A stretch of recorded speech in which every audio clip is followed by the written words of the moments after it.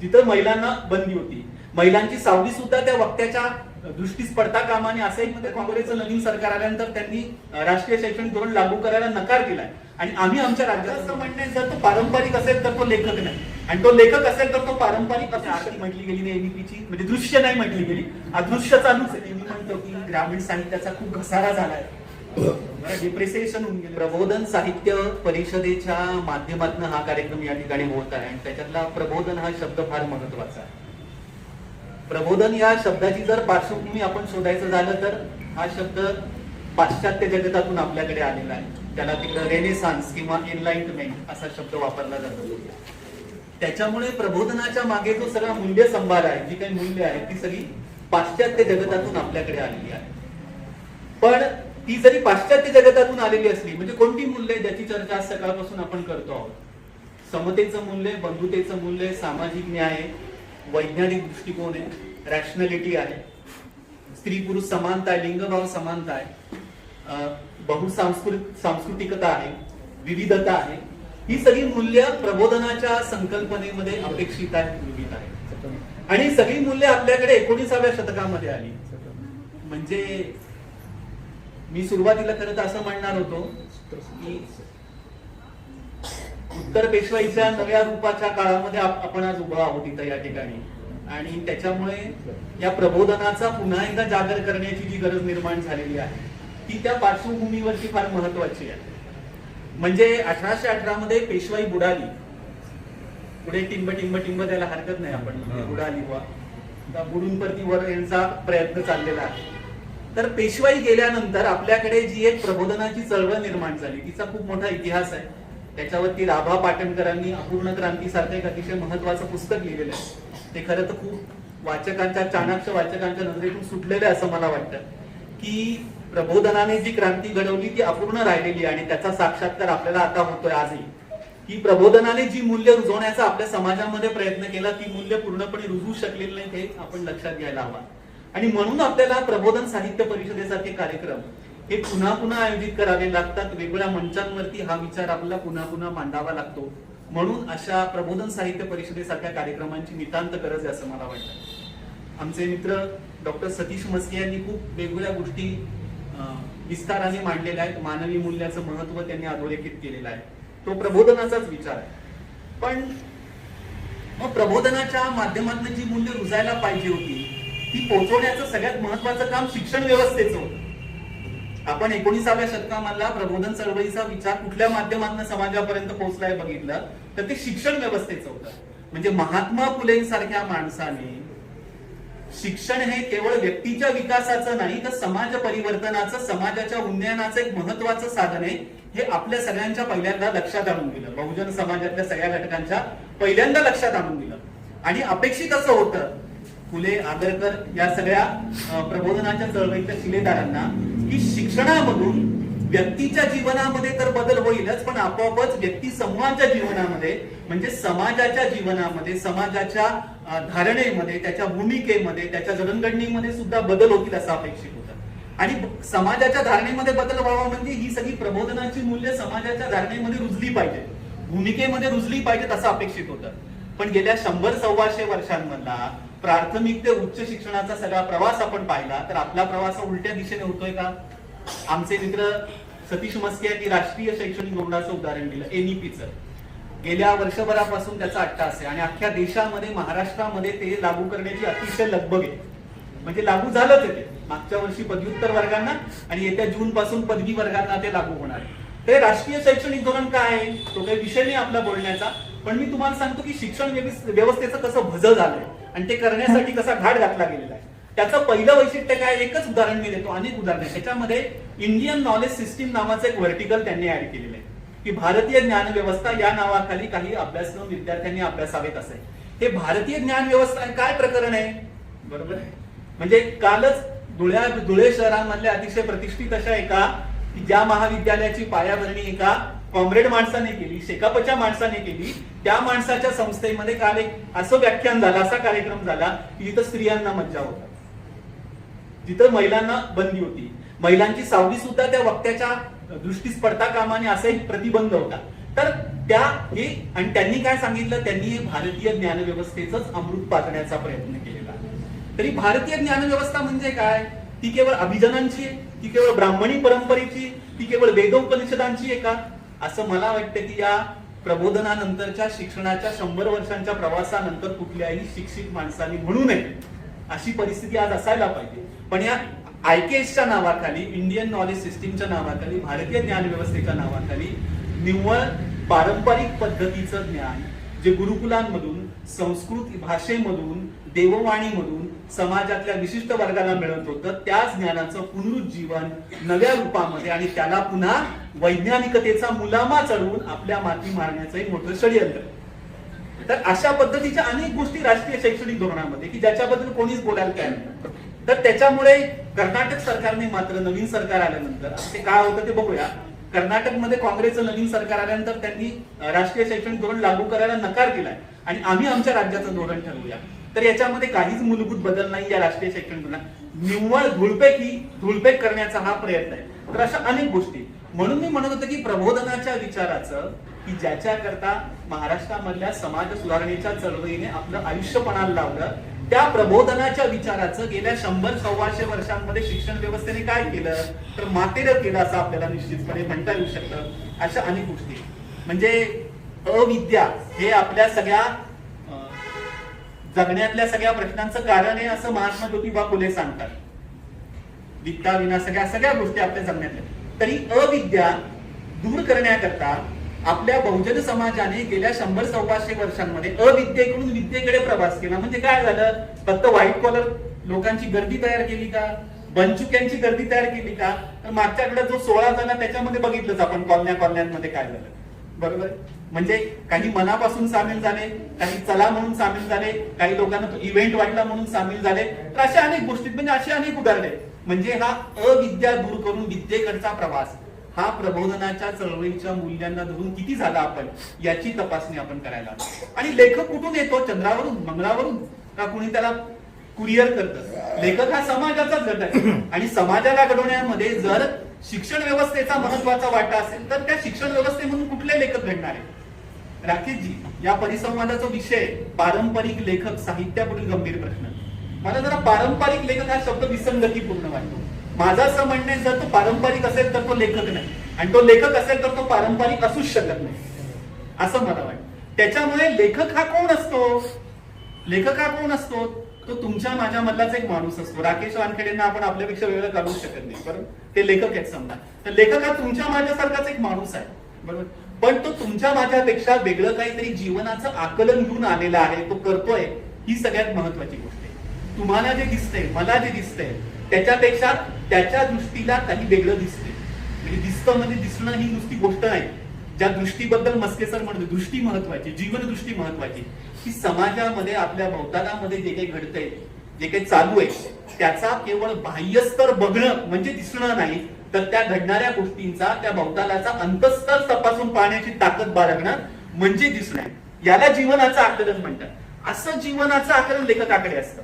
म्हणजे आपण म्हणतो ना, जे न देखे रवी ते देखे कवी वगैरे, हे फार सरदोपट विधान आहे, बरोबर? म्हणजे हे सरदोपट विधान आहे, इतकं वरवरचं अपेक्षित नाही. तर जगण्याचं आकलन लेखकाजवळ असतं.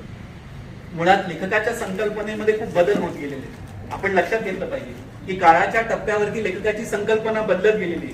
म्हणजे आधीच्या काळामध्ये तो शब्दांचा स्वामी, शब्दप्रभू वगैरे अशी बिरुदं लावत होते त्याला. म्हणजे मराठीतले कवी होऊन गेले बाबा बोरकर. तर असं सांगितलं जातं की, मी पुरुषोत्तम पाटलांकडनं ऐकलंय, तर असं सांगितलं जातं की बोरकरांना फोन लावला तेव्हा लँडलाईन फोन असायचे. त्यांनी फोन उचल्यावरती ते म्हणायचे, I am poet Borkar speaking. तर ही ऑथॉरिटी, म्हणजे हे लेखकाचं होतं. म्हणजे ही रोमॅन्टिक कल्पना, ही रोमॅन्टिक कल्पना आहे की I am poet Borkar speaking. ही रोमॅन्टिक कल्पना लेखक. ही पण काही काळ होती.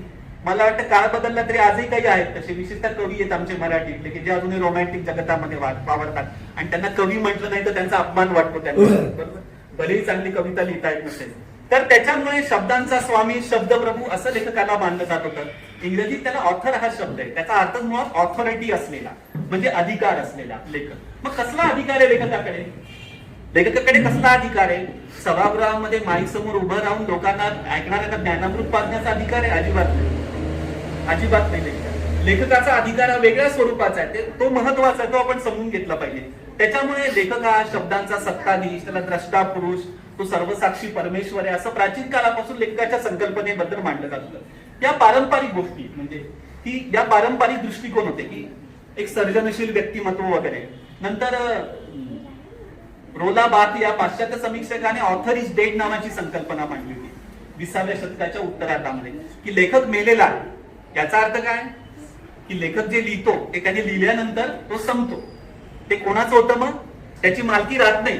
ते लेखकाने जे लिहिलेलं असतं ते लिहून प्रकाशित झाल्यानंतर त्याची मालकी वाचकांची असते. वाचक ठरवेल की त्याचं काय करायचं. म्हणजे मराठीमध्ये तर अवघडच काम आहे. राकेशजींनी अनेक गोष्टी सांगितल्या जाती व्यवस्थेच्या अनुषंगाने. तर अनेक लेखकांचा असा भ्रम असतो की मी जे लिहिलं तेच लेखन आहे. हे मराठीमध्ये सध्या पण आहे, म्हणजे आजच्या काळामध्ये सुद्धा समकाळामध्ये की. आणि मला नाही वाटत की एक असा लेखक असू शकतो की जो आयुष्यभर खूप उत्कृष्ट आणि गुणवत्तेच लिहू शकतो. असा लेखक जन्मालाच येऊ शकत नाही. प्रत्येक लेखक जे लिहित असतो ती त्याने निर्माण केलेली सर्जनशील कृती असते, ती क्रिएटिव्ह प्रोसेस असते. आणि मला वाटतं म्हणजे जसं आई मुलाला बाळाला जन्म देते ती एक सर्जनशील कृती आहे. जन्माला येणारं प्रत्येक मूल सारखंच आहे का? अंगापिंडाने नाही, मनामेंदूने नाही, स्वभावाने नाही आणि व्यक्तित्वाने नाही. तसंच लेखकाची प्रत्येक सर्जनशील कृती ही त्याच्या आधीच्या कृतीपेक्षा भिन्नच असणार आहे. ती कमी अधिक गुणवत्तेची असणार आहे, तिचा स्तर हा कमी अधिक असणार आहे. तर हे न समजून घेणं हे सुद्धा लेखकांची अडचण आहे. म्हणजे लेखकाच्या संकल्पनेमध्ये बदल होत गेले. आणि आपण जर पाहिलं तर मी जे म्हटलं ना की तो जर लेखक असेल तर तो पारंपरिक नसेलच. कारण संस्कृत साहित्यशास्त्रामध्ये असं म्हटलेलं आहे की नवोन्मेष शाही प्रज्ञा प्रतिभा, म्हणजे नवीन नवीन उन्मेष ज्याच्या प्रज्ञेला स्फुरतात तो लेखक आहे. त्याच्यातलं नवीन नवीन उन्मेष हा शब्द जरा आपण व्यापक अर्थाने घेतला पाहिजे. तिथं जो सांगितलाय तेवढ्या मर्यादित नाही. ते नवीन नवीन उन्मेष काय तर जगण्याबद्दलचं ज्याला वेगवेगळ्या पद्धतीचं आकलन करून घेता येतं तो लेखक असतो. म्हणून मी लिहू शकत नाही. म्हणून एखादा लेखक कविता लिहितो, कादंबरी लिहितो, नाटक लिहितो. बऱ्याचदा असं होतं ना एखादी साहित्यकृती वाचल्यानंतर त्या अनुभवातनं आपण पण गेलेलो असतो किंवा तो अनुभव आपल्याला पण परिचित असतो. पण तो लेखक ज्या पद्धतीने तो मांडतो ते त्याचं श्रेय असतं, ती त्याची मांडणी असते. आणि म्हणून जगण्याबद्दलचं वेगळ्या पद्धतीचं आकलन असलं पाहिजे. मी म्हणेल की मग तो लेखक जो आहे ना, मला लेखकाचे 2 गुण अतिशय महत्वाचे वाटतात की जे या पारंपरिक लेखक या संज्ञेच्या पासून. एक तर त्याची संवेदनशीलता आणि दुसरा त्याचा विवेक. आता आजच्या काळामध्ये काय झालंय माहिती का, भावभावनांचं एवढं अवलंबर माजवलं जाते. म्हणजे साहित्यातच नाही सगळ्याच ठिकाणी. म्हणजे एनईपी लागू करताना सुद्धा आम्ही भावूक आहोत. अजून कुठे आरती म्हटली गेली नाही एनईपीची, म्हणजे दृश्य नाही म्हटली गेली, अदृश्य चालूच आहे. तर म्हणजे आता मी विद्यापीठांमध्ये असल्यामुळे आणि मी सेंटर पॉइंटला असल्यामुळे शिक्षण व्यवस्थेत त्याच्यामुळे हे अनुभव आहेतच सगळे. तर म्हणजे आपण खूप भावुक पद्धतीने भावभावनांच्या मार्गाने आपण व्यक्त होत चाललोय अलीकडच्या काळात. हे प्रबोधनातून आलेल्या शिक्षणाच्या विपरीत गोष्ट आहे. आपल्याला आपल्या भावभावनांना प्रगल्भ करता आलं पाहिजे तर आपण संवेदनशीलता जपतो असं म्हणतात. म्हणून लेखक हा संवेदनशील असतो. तो भावभावनांच्या उधळ मोजपट्टीमध्ये आपल्या भावना अडकवून ठेवत नाही. त्या व्यक्त करताना त्याच्यामध्ये प्रगल्भता असते, भावभावनांची प्रगल्भता. आणि म्हणून जेव्हा रणजित देसाईंचं स्वामीचं उदाहरण दिलं, आज माझ्या डोक्यात खरं तर ते आलं, तुम्ही नेमका उल्लेख केला त्याचा, की स्वामी ही लोकप्रिय मराठीतल्या 5 कादंबऱ्यांमध्ये येणारी कादंबरी. तिचा शेवट जो आहे तो आहे की माधवराव पेशव्यांची पत्नी रमा ही सती जाते. ही सती जाते. आणि ही कादंबरी कधी प्रकाशित झाली मित्रांनो? तुम्हाला वाटेल खूप पूर्वी वगैरे, 1960-63च्या सुमारास प्रकाशित. म्हणजे तेव्हा काय होतं, तेव्हा शिक्षणाचा एक प्रवास झाला होता, लोकशाहीला प्रारंभ झाला होता, एक नवीन वातावरण होतं. संविधानाने आपल्याला समता, बंधुता आणि सामाजिक न्यायाची हमी दिलेली होती. असं सगळं असताना म्हणूनच नामदेव असा 10 वर्षांनी म्हणतात स्वातंत्र्य कंच्या गाडवीचं नाव. तर त्याच्यामुळे त्या कादंबरीचा शेवट सती प्रथेचं उन्नयन करणार आहे असं त्या लेखकालाही वाटलं नाही. त्याच्यावर जेव्हा त्या काळात आक्षेप घेतला गेला तेव्हा त्या प्रकाशकालाही वाटलं नाही. आणि मला वाटतं त्या काळामध्ये मीडिया नसल्यामुळे ते प्रकरण तसंच पुढे दडपलं गेलं. तर म्हणजे इथं लेखकाची संवेदनशीलता ही किती उथळ स्वरूपाची आहे, त्याच्याकडे भावभावनांची प्रगल्भता नाही महत्वाची. आणि दुसरा मुद्दा आहे तो विचारांच्या उन्नयनाचा किंवा विचारांच्या परिपक्वतेचा, म्हणजे विवेकाचा. की आपण जे जगण्यातलं वास्तव मांडतोय, ज्याच्याबद्दल राकेश वानखेडे बोलत होते, की आपण जे जगण्यातलं वास्तव मांडतोय ते आपल्या विवेक बुद्धीवरती तपासून मांडता आलं पाहिजे, तपासून मांडता आलं पाहिजे.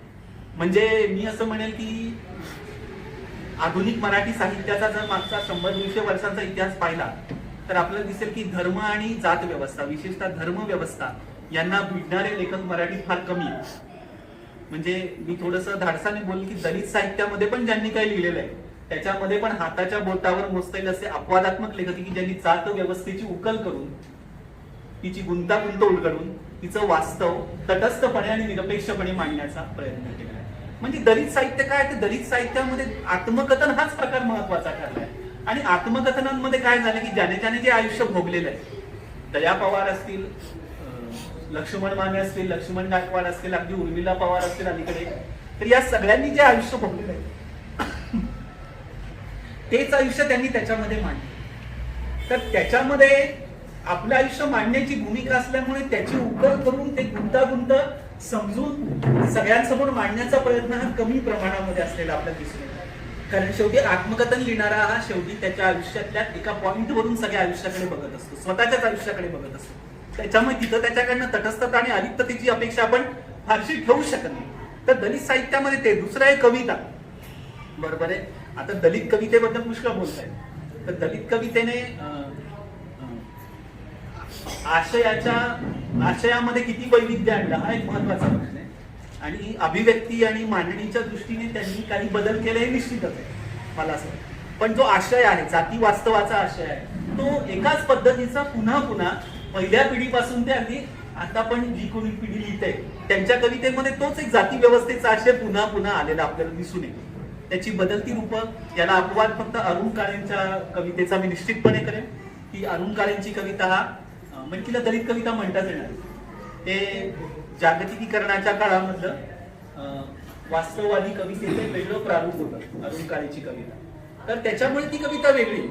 तर त्याच्यामुळे बदलतं समाज वास्तव समजून घेऊन त्या समाज वास्तवामध्ये जाती व्यवस्थेने घेतलेली नवी रूपं लक्षात घेऊन त्याचं आकलन करून लिहिणारी दलित कवींची पिढी ही फार कमी प्रमाणामध्ये. तर मुद्दा असा आहे की त्याच्यामुळे लेखक हा जो आहे त्याने त्याच्याजवळ भावभावनांची प्रगल्भता असली पाहिजे आणि त्याच्याजवळ विचारांची गहनता असली पाहिजे, परिपक्वता असली पाहिजे. म्हणजे संवेदनशीलता आणि विवेक हे दोन अतिशय महत्वाचे आहेत. आणि मराठीमध्ये धर्मव्यवस्थेला भिडणारं साहित्य तर फारसं नाहीच. मला वाटतं की तसं मराठीमध्ये समाज व्यवस्थेकडे पाठ करून लिहिलेलं साहित्य बरंच आहे. म्हणजे मी सहज एक यादी करत होतो की संयुक्त महाराष्ट्राची चळवळ होऊन 50 वर्ष उलटल्यानंतर त्याच्यावरती एक कादंबरी अलीकडच्या काळामध्ये हुतात्मा नावाची आचार्यात्रींच्या कन्येने ती लिहिलेली कादंबरी. म्हणजे एवढी वर्ष संयुक्त महाराष्ट्राच्या चळवळीवर मराठीत कादंबरी यायला लागलेली आपल्याला दिसून. आणीबाणीचं तर सोडाच, आणीबाणीच्या त्या काळाबद्दलची कादंबरी मराठीत अजूनही नाही, किंवा चांगलं नाटक पण नाही त्याच्यावरती मराठीत. कारण कादंबरी नाटक हे दोन चांगले फॉर्म या घटनांना मांडू शकतात. अशा अनेक गोष्टी त्याच्यामध्ये की समाज वास्तव हे समजून घेऊन ते साहित्यातून मांडण्याकरता जी संवेदनशीलता हवी किंवा जो विवेक हवा तो मराठीमध्ये साहित्यिकांकडे, लेखकांकडे कमी. जसं राकेश वानखेडे म्हणतो की मराठीमध्ये लिहिणारे लेखक जे आहेत, म्हणजे मराठीतली जी कादंबरी विशेषतः ते कादंबरीच्या अनुषंगाने बोलत होते, ती लिहिणारा लेखक आपापल्या जाती व्यवस्थेच्या वर्तुळाभोवतीच फिरवत असताना दिसतो. म्हणजे मराठीमध्ये मधल्या काळामध्ये म्हणजे अजूनही तो पूर चालूच आहे ग्रामीण कादंबरीचा. म्हणजे त्याला ग्रामीण म्हणता येत नाही खरं तर, त्याच्याकरता आता वेगळं विश्लेषण आहे. मी असं नेहमी म्हणतो की ग्रामीण साहित्याचा खूप घसारा झालाय, डिप्रिसिएशन होऊन गेलेलं आहे सगळं, की त्याच्यामध्ये नवीन काहीच नाहीये. ते भूमिका घेत नाही, कोणता स्टँड नाही, जीवनाचं नवं आकलन नाही. बरोबर, काही फुटकळ अपवाद असू शकतात समजा, म्हणजे बालाजी सुतार सारखा एखादा कथालेखक असू शकतो, पण तसं दिसत नाही. तर त्याच्यामुळे संवेदनशीलता आणि विवेक हे दोन मुद्दे लेखकाचे महत्वाचे. ज्याच्याजवळ तो लेखक पारंपरिक असू शकत. पारंपरिक लेखक कोण, की जो एकाच पद्धतीचं आपल्या लेखनाचं वर्तुळ हे आयुष्यभर गिरवत राहतो, आयुष्यभर गिरवत राहतो. म्हणजे मस्के सरांनी खूप वेगवेगळे प्रकार सांगितले साहित्यिकांचे, बरोबर आहे. तर अजून सूक्ष्म गेला तर तुम्ही रिटायर व्हाल तोपर्यंत पुष्कळ प्रकार तुम्हाला सापडतील, इतक्या व्हरायटीज आहेत मराठी. आणि तसा विचार केला तर सगळ्यांना तुम्ही एका धाग्यामध्ये गुंफून माळ्यावरती टाकूही शकतात. असे सगळे एका धाग्यामध्ये गुंफता येतील असे लेखक आहेत मराठी. कसं आहे की लेखकाबद्दल बोलायचं झालं, मी मला वाटतं की समकाळाबद्दल आपण बोललेलं असतं. समकाळातला लेखक हा स्वतःच्या प्रतिमेमध्ये अडकलेला आहे. म्हणजे कुणी घ्या, म्हणजे ज्याला साहित्य अकादमी मिळालेला असाही लेखक आहे, आणि ज्याला मिळवायचंय अशी तर भरपूर लाईन आहे, अशी तर फार मोठी लाईन आहे की साहित्य अकादमी मिळवण्याकरता काय काय करावं लागतं. तर ते सगळे स्वतःच्या प्रतिमेमध्ये अडकलेले आहेत. आणि विशेषतः कवी ही जमात जी ना मराठीतली, म्हणजे जे अखिल भारतीय मराठी साहित्य संमेलन, मला जर कोणी विचारलं त्याचं नाव बदलायचं तर काय ठेवायचं, मी अखिल भारतीय मराठी कवी संमेलन असं नाव.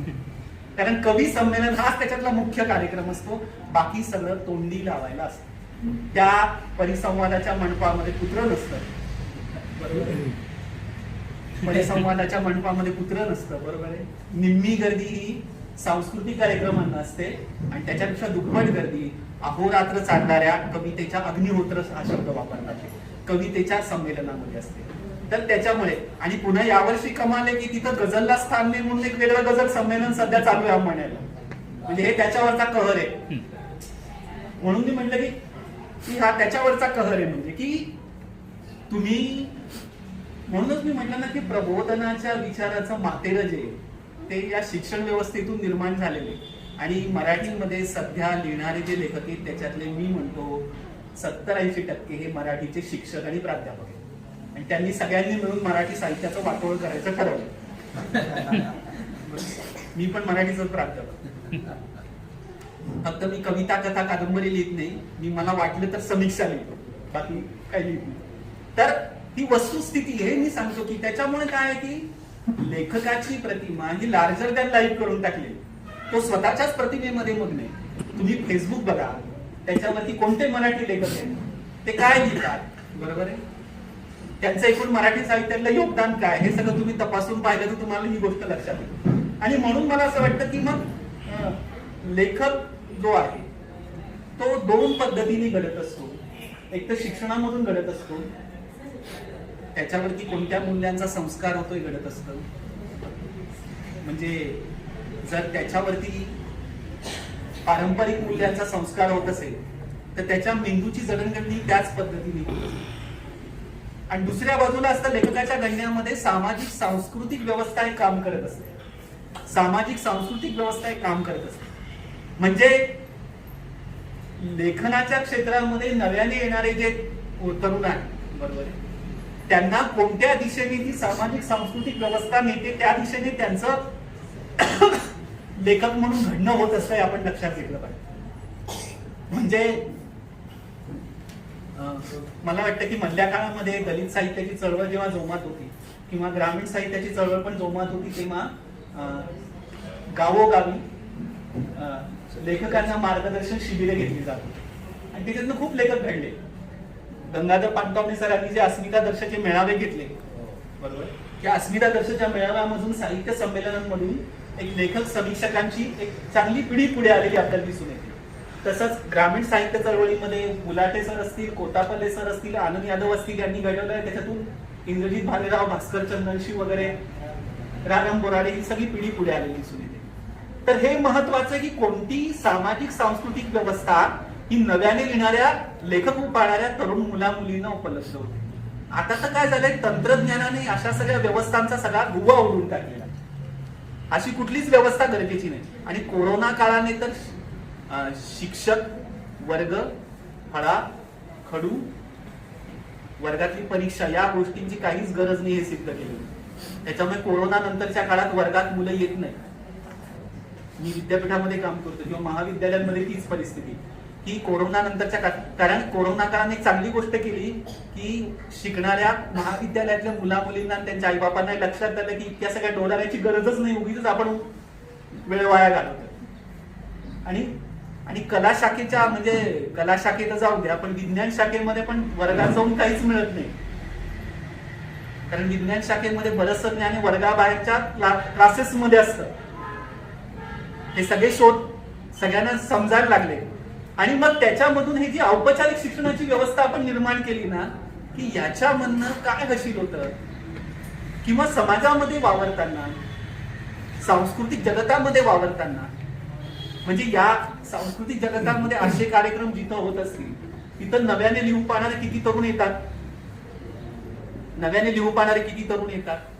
ते आले तर त्यांच्या लेखक म्हणून घडण्याच्या प्रक्रियेमध्ये काहीतरी त्यांना दिशा मिळू शकेल किंवा काहीतरी त्यांना इनपुट्स मिळू शकतील असं आपण म्हणू शकतो. त्याच्यामुळे ही महत्वाची गोष्ट आहे. पण आज काय झालंय, तंत्रज्ञानाने असं केलंय की मी अधिकारी आहे, मला कोणी शिकवण्याची गरज नाही.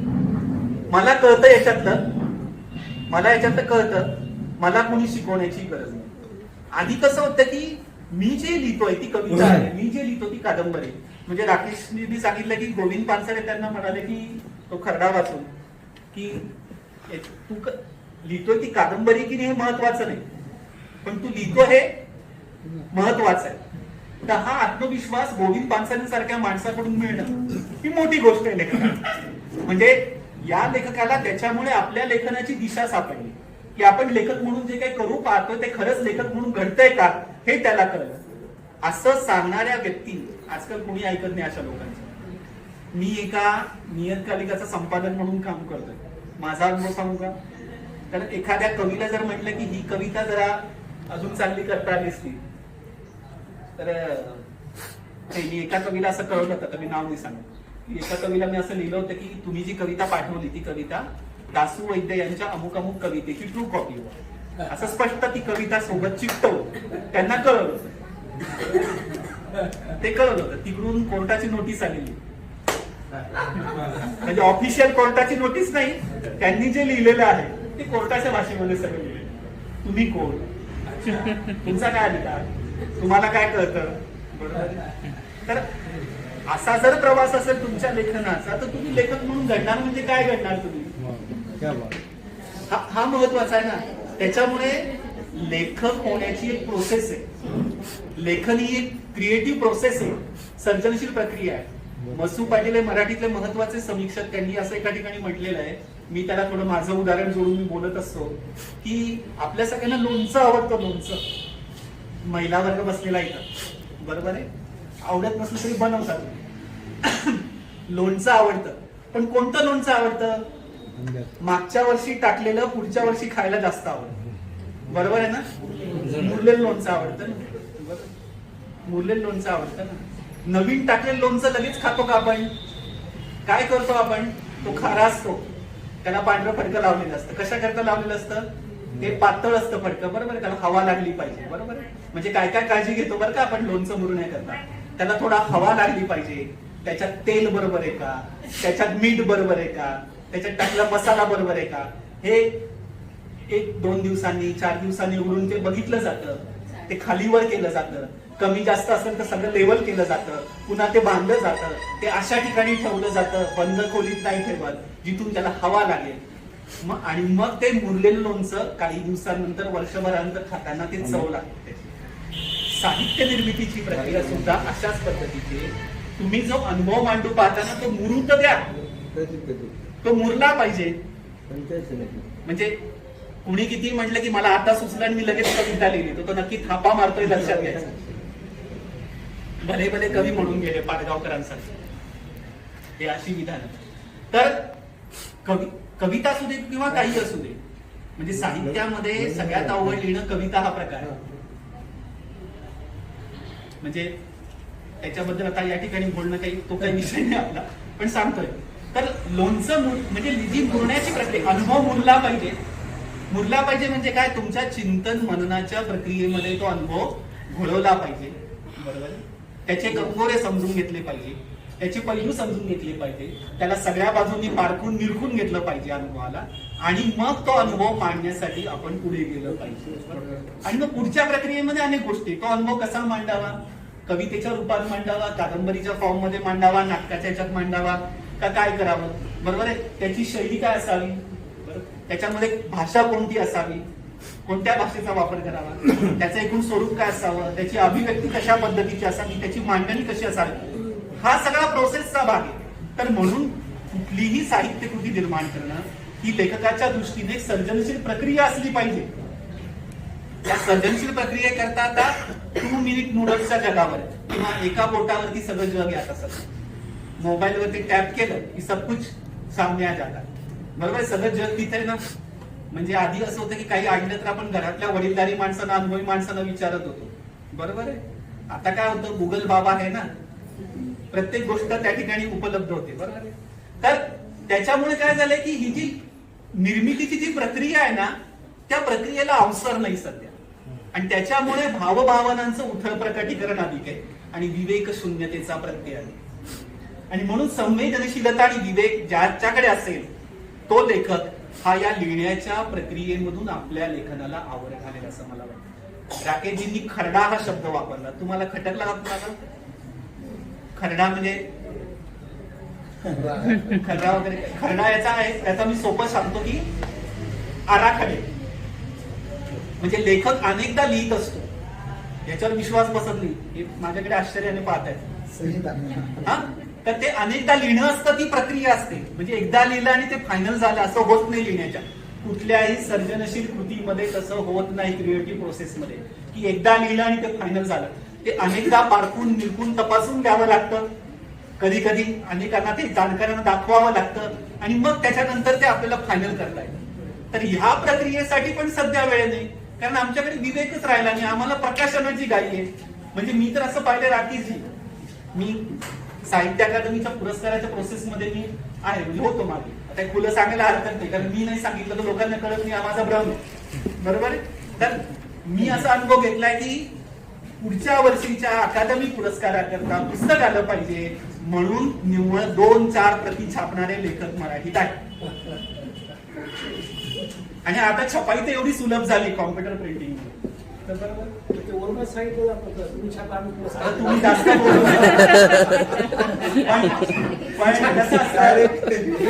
बरोबर. पण मी आधी सांगितलं की मी पण आहे त्या प्रक्रियेत, त्याच्यामुळे मिळत नाही पुरस्कार. बरोबर बोल रहे.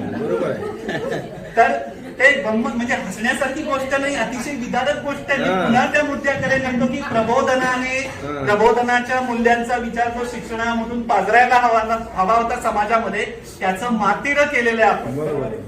साहित्यासारखी गंभीर कृती आहे साहित्य. म्हणजे मी असं म्हणेल की राकेश वानखेडेंसारखा लेखक मराठी लिहितं तर तो त्याची ती गंभीर कृती आहे. त्याचं लेखन हे त्यांनी उचललेलं आहे, ठोस पाऊल आहे. या पद्धतीने लेखनाकडे पाहायला पाहिजे. आपल्या समाजाच्या अभिरुचीचा स्तर एवढा उन्नत झालेला नाही, बरोबर आहे. आपल्या समाजाचा स्तर उन्नत झालेला नाही, तर साहित्याकडे लेखकाने स्वतः गंभीर कृती म्हणून पाहिलं पाहिजे. वाचक काय पाहतील हा नंतरचा मुद्दा, तो इथे चर्चेचा मुद्दा आहे. पण लेखकाने आपल्या साहित्यिक निर्मितीकडे गंभीर कृती म्हणून पाहिलं पाहिजे. आणि गंभीर कृती केव्हा होईल, जेव्हा त्याच्याजवळ संवेदनशीलता आणि विवेक यांची शिदोरी असेल. मी तर महात्मा फुलेंचा उल्लेख झाला, मी तर मराठी ग्रंथकार सभेसपत्र जे महात्मा फुलेंनी 1885 मध्ये लिहिलं होतं ते मुद्दाम घेऊन आलो. का? तुमच्याकरता नाही, मला ते पुन्हा पुन्हा वाचता यावं याच्याकरता घेऊन आले. तर 1885 मध्ये महात्मा ज्योतिबा फुले नावाचा जो माणूस लिहितोय तो एकन शब्द आज पण कुणीतरी सांगायला हवा. ही परिस्थिती अजून आहे. म्हणजे आपलं अपयश आहे, टाळ्या वाजवायची गोष्ट नाही, हे आपलं अपयश आहे. शिक्षण व्यवस्था ही कोणी निर्माण केली, कोण चालवतंय, त्याचे कोण घटक आहेत, मी तुम्ही आपण सगळे आहोत. समाज व्यवस्था, आपली सामाजिक सांस्कृतिक व्यवस्था, त्याच्यामुळे हे आपलं अपयश आहे. म्हणजे महात्मा फुलेंसारखा माणूस 1885 साली जे परखडपणे सुनवू शकतो अखिल भारतीय साहित्य संमेलनाच्या आयोजकांना, बरोबर आहे, ते आजच्या काळामध्ये सुनवण्याकरता अनेक लोक घाबरतात, बरोबर आहे. म्हणजे काळ बदलला तर कोणत्या अर्थाने बदलला, विपरीत अर्थाने, उलट्या अर्थाने बदललेला काळ आहे असं आपल्याला दिसून येतो. त्याच्यामुळे मला असं वाटतं की हे पुन्हा सांगायची गरज आहे. आपण आपल्या समाजाने हा आरसा समोर ठेवायला पाहिजे. साहित्य लिहिणाऱ्या, साहित्याच्या बाता करणाऱ्या, पुरस्कार घेणाऱ्या विशेषतः या लोकांनी समोर ठेवायला पाहिजे, तेव्हा त्यांच्या दृष्टीमध्ये. दुसरं, त्याच्यानंतर मी पुढे जाईल की साने गुरुजींचा पण उल्लेख केला मस्के सरांनी. त्यांनी टॉल्स्टॉयच्या व्हॉट इज आर्ट या निबंधाचं भाषांतर केलं, कला म्हणजे काय, बरोबर आहे. हे प्रत्येक कलावंताने, साहित्यिकाने वाचावं असं पुस्तक आहे. टॉल्स्टॉयचं लिखाण जे त्याचं भाषांतर ठीक आहे, पण त्याला जी प्रस्तावना जोडली साने गुरुजींनी ती त्यांची अस्सल अभिव्यक्ती. आणि त्याच्यामध्ये साने गुरुजींनी एका ठिकाणी असं म्हटलंय की खेड्यापाड्यातील लोकांचं जगणं आणि त्यांची भाषा, त्यांच्या चालीरीती, त्यांचं म्हणणं जोपर्यंत साहित्यात येत नाही तोपर्यंत मी याला मराठी साहित्य म्हणू शकत नाही. अशा भावार्थाचं विधान साने गुरुजींनी त्या कला म्हणजे काय या पुस्तकाच्या प्रस्तावनेमध्ये तर हे सगळं आपल्याकडे सांगितलं गेलेलं आहे, आपल्याला पुन्हा पुन्हा सांगावं लागतं. पुन्हा अडचण काय की शिकलेल्या माणसांना पुन्हा पुन्हा सांगावं लागते. आणि त्याच्यामुळे ही एक मोठी विचित्र परिस्थिती आपण निर्माण केली की या प्रबोधनाच्या चळवळीने जो मूल्य संस्कार करण्याचा प्रयत्न केला होता त्याचं आपण नेमकं काय केलं. आणि म्हणून मला असं वाटतं की लेखक जो असतो तो गंभीर कृती करत असतो, त्याच्यामुळे तो पारंपरिक असूच शकत नाही. बरोबर. पारंपरिक लेखकाची कृती कशी असते हे मस्के सरांनी त्याचे प्रकार सांगितले तुम्हाला.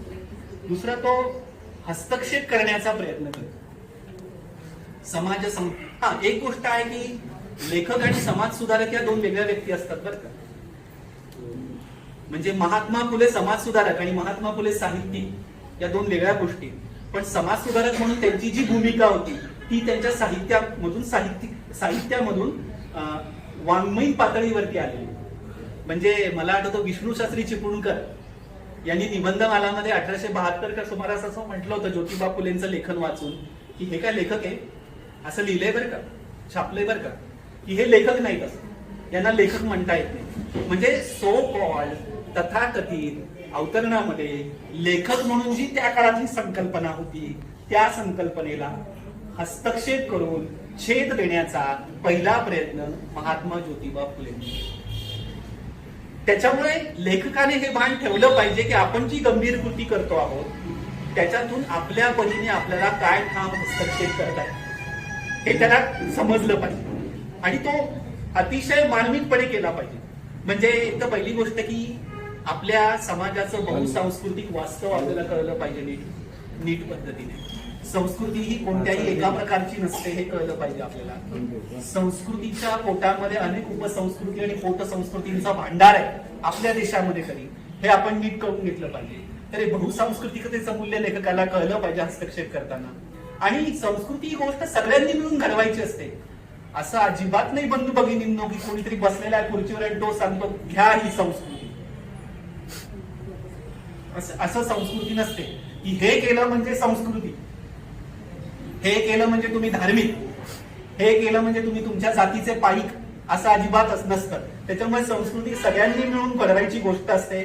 त्याच्यामुळे लेखकाने गंभीर कृती करताना ठामपणे हस्तक्षेप करताना बहुसांस्कृतिकतेचं वास्तव लक्षात घेताना आपला विवेकी समंजस आणि चिकित्सक दृष्टिकोन हा जपला पाहिजे. त्याच्यामुळे तो अतिशय निर्भीडपणे व्यक्त केला पाहिजे.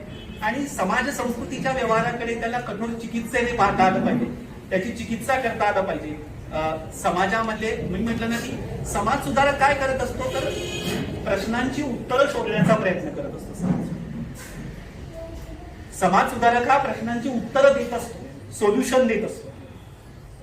म्हणजे थोडस कोटिंग करून बोलायचं झालं तर समाज सुधारक हा गणितज्ञ असतो जो समाजाची गणित सोडवत असतो.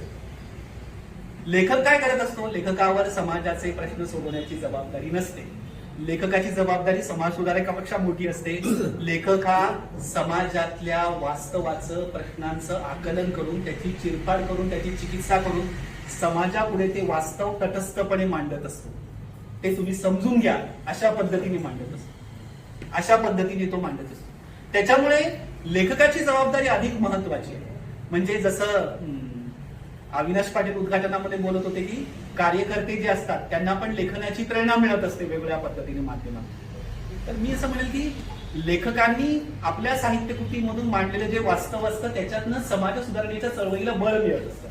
त्याची खूप मोठी परंपरा आपल्याकडे बळ मिळत असतं. म्हणजे साने गुरुजी पण आहे त्याचं उदाहरण. साने गुरुजी पण आहे, दोन्ही पातळ्यांवरती त्यांनी केलेलं काम हे मोठं आहे. लेखक म्हणून आणि समाज सुधारक म्हणून त्यांनी केलं. म्हणजे बघा याचं मिश्रण, लेखक आणि समाज सुधारकाचं मिश्रण साने गुरुजींच्या एका वाक्यात आहे, मला साहित्याच्या लालित्यापेक्षा झाडूचं लालित्य अधिक प्रिय. हे वाक्य त्यांची लेखकाची भूमिकाही सांगतं आणि त्यांची समाज सुधारकाची भूमिकाही सांगते की मला साहित्यामधल्या लालित्यापेक्षा झाडूचं लालित्य अधिक प्रिय.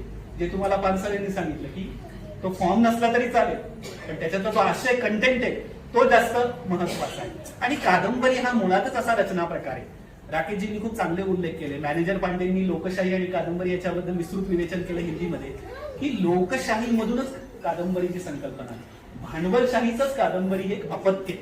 आणि कादंबरी हा असा प्रकारे लिहिण्यासाठी खूप परीक्षा बघणारा, खूप कसोटी पाहणारा आणि त्या लेखकाला त्या कादंबरीच्या प्रचलित संकल्पनेची उलथापालट करण्याची सुद्धा क्षमता देणारा प्रकार आहे. तर त्याच्यामुळे कादंबरी लिहिणाऱ्याकडे खूप मोठी ताकद लागते, खूप मोठी ताकद लागते. तर त्याच्यामुळे लेखकाजवळचं हे जे वैशिष्ट्यपूर्ण, हे सगळी वैशिष्ट्य आहे ही आपण सगळ्या पद्धतीने समजून घेतली पाहिजे.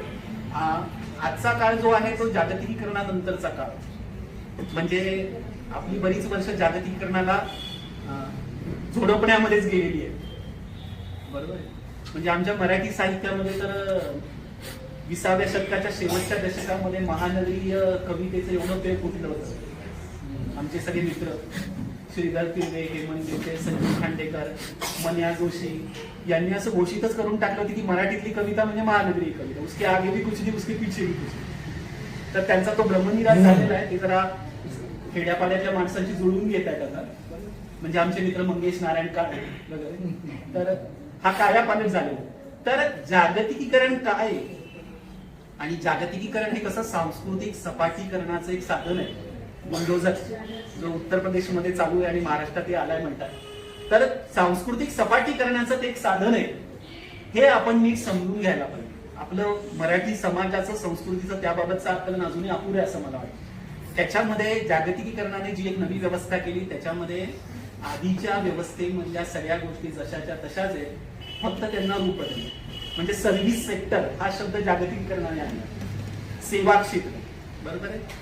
सर्व्हिस सेक्टर नावाची गोष्ट किती गुढी गुढी लेबल आहे याला, पण त्याच्या खाली म्हणजे काय, तर समाजातली वेगवेगळ्या प्रकारची कामं जी आपल्याकडे हजारो वर्षांच्या व्यवस्थेमध्ये केली जात होती, त्याचं फक्त उदात्तीकरण, ग्लोरिफिकेशन करण्याचं काम केलं.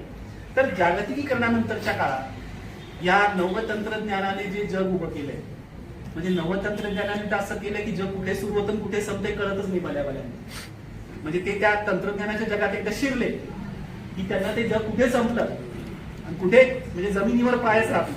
त्याच्यामुळे मला असं वाटतं की आपल्याला माणूस म्हणून जगायचं असेल ना या काळात जागतिकीकरण आणि नवतंत्रज्ञानाचा, तर लेखकाने जमिनीवर राहिलं पाहिजे, म्हणजे त्याची जमिनीशी नाळ जुळलेली पाहिजे. म्हणजे आपल्या जसं राकेशजी म्हणे की आमचा हा परिसर कधी साहित्यात आलाच नाही, असा खूपच अलक्षित प्रदेश आहे की जो अजून मराठी साहित्यामध्ये आलाच नाही. केवळ प्रदेश नाही, भाषा पण आहे, तिथली संस्कृती पण आहे, तिथलं जनजीवन पण आहे, तिथल्या माणसांच्या जगण्याच्या तऱ्हा पण आहेत, पद्धती पण आहे, त्यांचे प्रश्न आहेत, समस्या आहेत, वेगवेगळ्या गोष्टी. आणि एका बाजूला आपण म्हणतो की जग खूप लहान झालंय. कोणत्या अर्थाने लहान झालंय? आपल्या सोयीच्या अर्थाने लहान झालंय. जग खूप लहान झालं. पण अजूनही मी मोलगी सारख्या ठिकाणी जातो, मी तिथं 3 दिवस होतो मागच्या सप्टेंबर. तिथं लाईट नाही 3 दिवस, तिथं मोबाईलला नेटवर्क नाही 3 दिवस, मोलगी सारख्या, बरोबर. तिथं रात्री हॉटेलमध्ये जेवायला जावं तर हॉटेल कुठे, चांगलं हॉटेल नाही त्या ठिकाणी. आणि अशा ठिकाणी आदिवासींच्या विकासाकरता काही काही भव्य भव्य योजना जाहीर होतात, घोषित होतात. एक उदाहरण दिलं म्हणजे विविधता जी आपल्या देशातली सगळ्या पातळीवर, सामाजिक सांस्कृतिक पातळीवरची विविधता, त्या विविधतेचे एवढे वेगवेगळे स्तर आहेत की ते स्तर आपण समजून घेतले पाहिजे. लेखकाला जर त्याच्या साहित्यातून ते मांडता आले तर अधिक मराठी साहित्य अधिक समृद्ध. नाहीतर काय की समाज संस्कृतीचा फक्त एक विशिष्ट स्तर, तेवढ्यापर्यंत जर लेखकाच्या जी आकलन दृष्टी जर जाणार असेल, त्याचं जीवनाचं आकलन तेवढ्यापुरतं मर्यादित असेल, तर त्याच्या साहित्य कृतीतून येणाऱ्या आशयाला निश्चितच मर्यादा. त्याच्यामुळे समाज संस्कृतीच्या वैविध्याचे वेगवेगळे स्तर तपासून पाहिजे आणि बोली भाषेमधनं लिखाण करता आलं पाहिजे. म्हणजे एक शिक्षक म्हणून मला असा नेहमी प्रश्न पडतो, आमच्या विद्यापीठामध्ये आदिवासी विद्यार्थी खूप येतात, मराठी विषय घेणारे जास्त असतात आणि ते येतात MA ला येतात विद्यापीठात, पूर्ण कोडीपाटी असते. BA पर्यंत मराठी साहित्य जे शिकलेलं असतं ते काय असतं हे आपणच अंदाज करायचा असतो, त्याचा कोरीपाटी असतो. तर त्यांची मुख्य अडचण अशी की भाषा ही त्यांच्या शिक्षणामधला मोठा अडसर, भाषा ही त्यांच्या शिक्षणामधला मोठा अडसर. मग त्यांना त्यांच्या भाषेतनं शिकण्यासाठी त्यांच्या वयाच्या म्हणजे 10-12 वर्षापर्यंत तशी व्यवस्था आपण अजूनही पूर्णपणे निर्माण करू शकलेलो नाही. आणि मराठीच्या प्रमाणतेचं त्यांच्यावरती एवढं दडपण आहे की ती मुलं 2-2 वर्ष 4-4 वर्ष, माझ्याकडे PhD केलं 2 आदिवासी विद्यार्थ्यांनी, त्यांना JRF फेलोशिप होती, माझ्या बरोबर माझ्या केबिनला 4-4, 5-5 वर्ष बसले ते. मी जर त्यांच्याशी बोललो तरच ते बोलणार, ते एक शब्द बोलणार आणि वर्गात तर प्रश्नच नाही, ते मराठी बोलायला कसरतात प्रमाण भाषेत. कदाचित इकडच्या पट्ट्यामधले आदिवासी थोडेसे त्याच्यापेक्षा वरच्या स्तरावर, त्यांचाही अनुभव. पण आमचे नंदुरबारकडचे, नवापूरकडचे जे आदिवासी, तर प्रमाण मराठीचं जे दडपण आहे ते या शिकणाऱ्या पिढीवरती पण आहे. ही पहिली शिकणारी पिढी आदिवासी, आणि ते लेखकांवरती पण आहे. आमचा प्रसाद कुंभेकर सारखा लेखक जो आहे, ज्याने बगड्या नावाची कादंबरी लिहिली, बारकुल्या स्टोरी लिहिल्या, की ज्याच्यातून उदगीर मधली बोली त्याने साहित्यामध्ये आणली. आता उदगीर केवढंसं, तिथली उदगिरी बोली केवढीशी, ती बोलणाऱ्या लोकांची लोकसंख्या केवढीशी, पण त्याने आपल्या साहित्य कृतीमध्ये त्या भाषेला, उदगिरी बोलीला प्रतिष्ठा मिळवून दिली. आणि आज एक महत्वाचा लेखक म्हणून त्याच्याकडे पाहिलं जातं प्रसाद कुंभेकर. म्हणजे आपण आपल्या सामाजिक सांस्कृतिक विविधतेकडे बघितलं पाहिजे. आपल्याला काय सवय लागली, आता आपल्या जगात काय चाललंय पाहिजे फार सवय लागली लेखकांना सुद्धा, मराठीतल्या लेखकांना सुद्धा, की बाहेर काय चाललंय, आपल्या आजूबाजूला जे चाललंय जवळचं दिसत नाही. ही एक वस्तुस्थिती निर्माण झाली. त्याच्यामुळे आपल्या सामाजिक सांस्कृतिक विविधतेचाही आपल्याला आपल्या साहित्यातून कशा पद्धतीने अंगीकार करता येईल, समावेश करता येईल, हे महत्वाचं आहे. लेखकाच्या भूमिकेचे पण प्रश्न आहेत, लेखकाच्या बांधिलकीचे पण प्रश्न आहेत. बांधिलकीचं बंधन होऊ नये लेखकाला, एवढं लेखकाने भान ठेवायला पाहिजे. नाहीतर काय, काही वर्षांपूर्वी महाराष्ट्र टाइम्सला कुमार केतकर तेव्हा संपादक होते, त्यांनी एक अग्रलेख लिहिला होता, नैतिकतेची नशा. म्हणजे नशा ही वाईट गोष्टीची असते असं नाही, एखादी चांगली गोष्ट पण जास्त तिच्या मागे लागलं की तिची नशा होते आणि त्याच्यामुळे पण बट्ट्या बोलवतं, असं भल्या भल्यांचं झालेलं आहे. बरोबर. तसं आपण बांधिलकीच्या बंधनाला किती स्वतःचा खुंटा बांधून ठेवतो, आणि बांधिलकी ही नेमकी काय चीज आहे याचं मी म्हटलं की ती गंभीर कृती करताना त्याचं भान लेखकाने ठेवलं पाहिजे. आणि आपण जे काही लिहितो आहोत त्या लिखाणाने आपण ज्यांच्याकरता लिहितो आहोत त्यांच्यापर्यंत ते लिखाण पोहोचलं पाहिजे. बरोबर. लेखक म्हणून सन्मान, प्रतिष्ठा, मान सन्मान या ओघाने येणाऱ्या गोष्टी. बरोबर. मूळ काय, तुम्ही केलेलं लेखन ही महत्वाची गोष्ट आहे. त्याच्यामध्ये तुम्ही काय लिहिता हे महत्वाचं आहे. ती गंभीर कृती किती तुम्ही विवेकी पद्धतीने संवेदनशीलने करता हे महत्वाचं आहे. आणि इतर ज्या गोष्टी त्या बाजूने चालतच जातात. कारण आता काय झालंय की लेखक म्हणून प्रतिष्ठा मिळवण्याकरता काही प्रयत्न करावे लागत नाही. म्हणजे प्रयत्न करूच नाही, म्हणजे अभ्यासक्रमाचा उल्लेख केला. बरोबर. मी आपल्या महाराष्ट्र शासनाच्या त्या बालभारती, कुमार भारतीच्या पाठ्यपुस्तक मंडळावर पण 3-4 वर्ष काम केलं, आणि आमच्या विद्यापीठाच्या अभ्यास मंडळाचा मी अध्यक्ष होतो. त्याच्यावर मी कदाचित जमलं तर पुढे मागे काहीतरी लिहिणार. तर तेव्हाचे अनुभव इतके आपल्यातून आहेत की भले लिहिणारे मराठीतले फोन करून सांगतात, जेव्हा त्यांना कळतं की आशुतोष पाटील अशा ठिकाणी आहेत बुवा, तर ते फोन करून सांगतात की आमचं घ्या. मला हळूहळू असा प्रश्न पडायला लागला की लेखक म्हणून जन्माला आल्यानंतर त्याची इति कर्तव्यता, त्याचं साहित्य अभ्यासक्रमात लावणं एवढ्या पुरतीच आले का, हे पण जरा तपासून पाहायला हवं. मराठी लेखक याच्याकरता एवढे सक्रिय आहेत. बरोबर. म्हणजे सक्रिय राजकीय कार्यकर्त्यांसारखे सक्रिय आहेत की ते माझं लेखन आलं पाहिजे याच्याकरता खूप आहे. तर या अनेक गोष्टी आहेत. तर लेखकाची मूळ भूमिका काय हे समजून घेतलं तर मला असं वाटतं की मराठी साहित्यापुढला गंभीर प्रश्न लेखक बनणार नाही, आणि मराठी साहित्याला नव्या दिशा देऊन काही नव्या मांडणीच्या दिशेने आपल्याला जाता येईल. आणि जे एकूण बदलतं समाज वास्तव आहे. आणि मला काय वाटतं की आपल्या प्रत्येक कृतीचं राजकीयकरण झालेलं आहे. प्रत्येक कृतीचं, म्हणजे लेखन ही पण एक राजकीय कृती झालेली आहे. प्रत्येक कृतीचं झालं राजकीयकरण. तर मला असं वाटतं की थोडासा आपण आपला होरा जो आहे, आपला दृष्टिकोन जो आहे तो राजकीय भोवतालाकडे वळवण्यापेक्षा सामाजिक सांस्कृतिक भोवतालाकडे अधिक वळवला पाहिजे. कारण टिळक आगरकरांमध्ये वाद होता, आधी राजकीय की आधी सामाजिक. बरोबर. तर आता सबकुच राजकीय, म्हणजे प्रत्येक गोष्ट ही राजकीय चष्म्यातून बघितली जाते, त्याच पद्धतीने ती अंगीकारली जाते असं वाटते. तर आपण आपला सामाजिक सांस्कृतिक अवकाश भोवताल हा नीटपणे समजून घेतला तर आपल्याला लेखक म्हणून निश्चितच काही चांगल्या गोष्टी करता येतील. तर अशा लेखकांना मी इथं शुभेच्छा देतो. इथं किती लेखक आहेत तशी माहिती नाही, म्हणजे करू शकतील असं, पण ज्यांना कोणाला वाटतं की आपण काही लिहावं तर त्यांना मी शुभेच्छा देतो. आणि मला या ठिकाणी बोलवलं, निमंत्रित केलं, सन्मान केलं, माझं बोलणं तुम्ही ऐकून घेतलं, कवी संमेलनाची वाट पाहताय मला कल्पना आहे, तरी तुम्ही माझं बोलणं ऐकून घेतलं त्याबद्दल मी आपला ऋणी आहे. धन्यवाद.